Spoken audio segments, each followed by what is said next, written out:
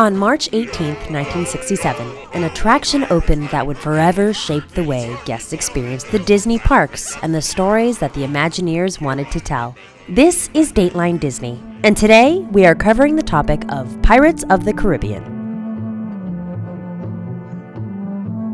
Being not only the last attraction Walt participated in conceptualizing, designing, and realizing, but also the first to have such revolutionary and provocative technology for its time, Pirates of the Caribbean is such a rich piece of Disney history that it spawned an additional 4 attractions in other Disney parks and 4 blockbuster films, with a 5th one on its way next year.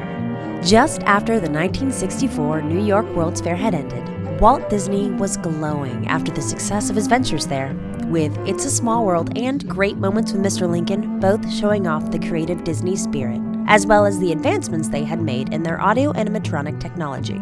It's a Small World used boats to ferry guests through the attraction, and it had been such a success that Walt decided he would love to do this again with his next attraction, originally planned to be a walk through Wax Museum. The new attraction would feature pirates plundering their way through a Caribbean town. In order to give Disney a better feel for the way guests would experience this, his Imagineering team rigged up a chair to a dolly and pushed him through a mock-up of the attraction at that point in the development.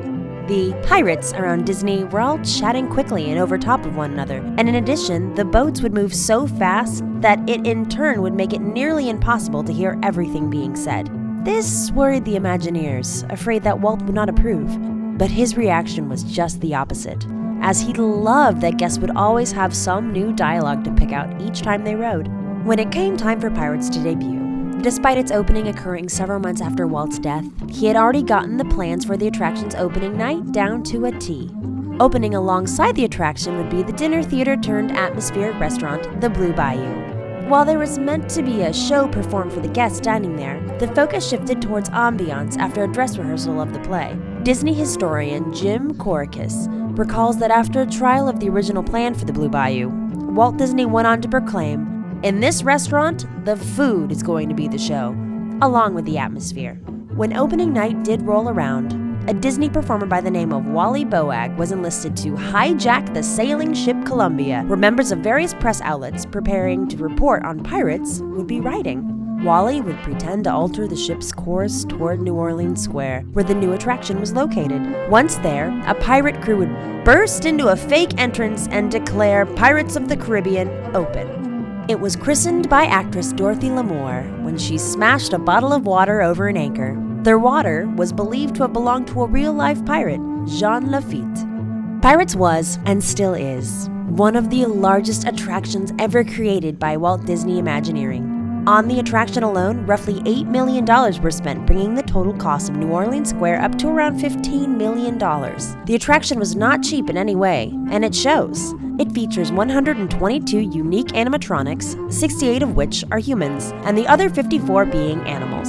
The 2-story facade, partially inspired by the Capadillo in New Orleans, where the Louisiana Purchase was signed in 1803, houses not only the actual attraction, but also the coveted Disneyland Dream Suite, which was originally intended to be a family apartment for Disney relatives.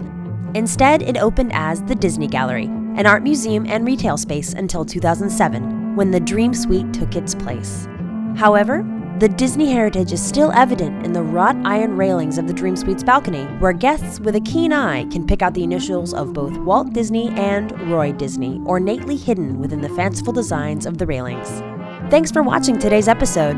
That's all for now, but don't forget to subscribe to Dateline Disney so you can see more as it releases. You can also like us on Facebook and follow us on Twitter to stay updated on when new content is on the way. Leave us a comment down below on what you think we should cover next.